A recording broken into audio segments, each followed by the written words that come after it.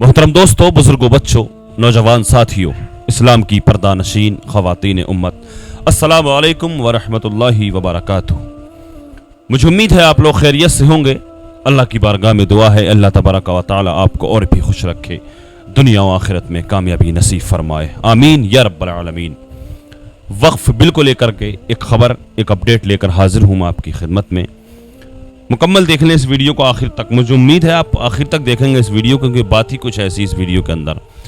अबू आसिम आज़मी साहब समाजवादी के नेता हैं, मुसलमानों के हक़ की आवाज़ उठाते हैं और बेबाक बोलते हैं, ज़बरदस्त बोलते हैं, बहुत ज़बरदस्त अच्छा बोलते हैं। मैंने इस वीडियो को देखा, मैंने सोचा अपने चैनल के ज़रिए इस वीडियो को, इस पैगाम को आगे बढ़ाया जाए। आप लोगों से गुजारिश है आप इस वीडियो को पूरा देखें, मुकम्मल देखें इस वीडियो को, और किस अंदाज में इन्होंने बेबाकी के साथ क्या बयान दिया है वक्फ बिल को लेकर के, वक्फ बोर्ड को लेकर के। एक एक बात में वजन है, क्या बेबाक बोले हैं ये वक्फ बोर्ड को लेकर के, किस अंदाज में इन्होंने बयान दिया है, क्या बोले हैं, एक एक बात में इनकी वजन है और सुनने काबिल है इनकी एक एक बात, किस अंदाज में बोले हैं, क्या खुलासा करके रख दिया इस वीडियो के अंदर इन्होंने वक्फ बोर्ड को लेकर के। एक एक बात इनकी सुनने लायक है। आपसे गुजारिश है मुकम्मल इस वीडियो को देखें, उसके बाद में मैं आपसे चंद बातें करूंगा। छोड़ करके ना जाएं, इस वीडियो को मुकम्मल देखें। सबसे पहले फौज, मिलिट्री, दूसरा रेलवे, उसके बाद वक्फ। इतना बड़ा जमींदार होने के बावजूद, 8 से 9 लाख एकड़ जमीन होने के बावजूद, हम किसी बेवा को वजीफा भी उससे नहीं दे पा रहे। अब बेहतर मैनेजमेंट के नाम पर बीजेपी इसमें डाका डालने की कोशिश कर रही है। बेहतर मैनेजमेंट और मुसलमानों के लिए और बीजेपी, ये तो कोई सोच ही नहीं सकता है। बीजेपी का दखल आना मतलब मुसलमानों के लिए कोई तकलीफ शुदा बात होने ये पक्की बात है। रेलवे बिक गया, एयर इंडिया बिक गया, एयरपोर्ट बिक गया, सी पोर्ट बिक गया, क्या बचा है? सब बिकता जा रहा है। अब इनकी नीयत जो है ना, सब बिकता जा रहा है कि वक्फ बोर्ड जी बहुत ज्यादा है। प्रॉपर्टी मजहबी प्रॉपर्टी है, मजहबी प्रॉपर्टी है जो 200-300 सालों से एक बड़ा लैंड बैंक है। ये 9 लाख एकड़ जमीन कोई चोरी और डाका डाल के नहीं दी गई है। ये 9 लाख जमीन लोगों ने अपनी वक्फ बोर्ड को दिया है, जो साहिब हैसियत थे। जमीन दरगाह, मस्जिद, यतीम खाना, मुसाफिर खाने के नाम पर दी गई है। इस बिल में ये खतरा सबसे बड़ा है कि वक्फ बोर्ड को रबर स्टैम्प बनाना चाहती है सरकार।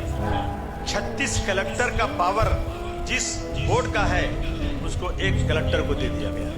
अंबानी के घर की जमीन, जिसका सुप्रीम कोर्ट में केस चल रहा है, और मैं दावे से कहता हूं ये जमीन वक्फ बोर्ड की है। जी इस जमीन पर सर इब्राहिम भाई, करीम भाई खोजा यतीम खाना था। यतीम खाना 1930 में वक्फ बोर्ड की इंक्वायरी हुई, वक्फ की लिस्ट में शामिल है यह यतीम खाना जो 1910 में बना था।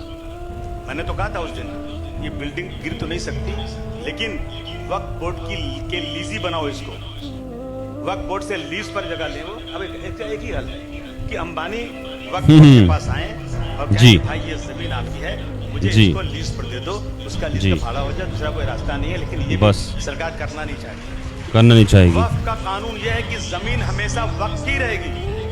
कल किसी मस्जिद दरगाह को कलेक्टर, किसी का घर, मौलाना साहब ने कहा किसी घर कह देंगे ना, तो कलेक्टर साहब की बात ही मानी जाएगी।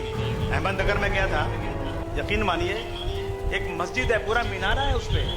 मैंने पार्लियामेंट में उठाया था, आज तक चिल्ला रहा हूं, अभी तक कुछ हुआ नहीं है। पूरा मीनारा है, उस मस्जिद में पुलिस स्टेशन चल रहा है, बगल में मस्जिद में कलेक्टर ऑफिस चल रहा है, सरकारी दफ्तर चल रहे हैं।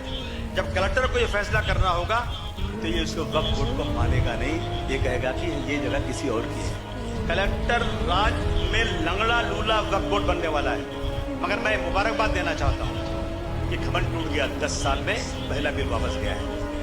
पहला बिल 400 पार कहने वाले 240 पर आ गए। और एक बात खाली थोड़ा सा सोचो, अगर ये 400 पार हो गया होता तो ये बिल पास हो गया होता। बिल पास हो गया होता।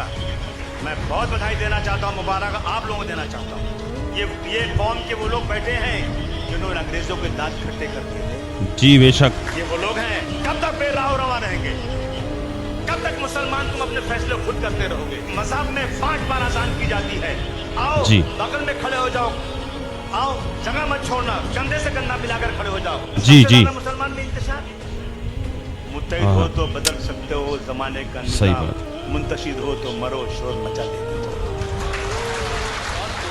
मौलाना अरशद बंदी साहब को मैसेज दीजिए, जमात इस्लामी, जमीयत उल उलमा, जितनी देश की जमातें जमा कीजिए, को, किसी सियासी लीडर को मत दीजिएगा ये अपने मकसद को पूरा करें। सिर्फ उनको लीजिए जो रियल में मुल्क और कौम के लिए जीना और मरना चाहते हैं। उलमाओं ने जब आजादी की लड़ाई लड़ी थी तो क्या अपने फायदे के लिए लड़ी थी? जब दिल्ली से लेकर अमृतसर के दोनों सड़कों पर जितने दरख्त थे इनको शहीद करके इनकी लाशों को लटका दिया गया था, अपने फायदे के लिए किया था। आगे आइए, कौम को बचाइए और इंशाअल्लाह ये जमीन अल्लाह की है, अल्लाह की ही रहेगी इंशाअल्लाह। इंशाअल्लाह देख लिया आपने इस वीडियो को। मैंने सोचा इस वीडियो को अपनी ऑडियंस तक पहुंचा दूं अपने चैनल के ज़रिए। एक एक बात में दम है कि एक एक बात में वज़न है। ये कह रहे हैं कि बिल 10 साल में पहली मरतबा ऐसा हुआ जो बिल वापस हुआ है।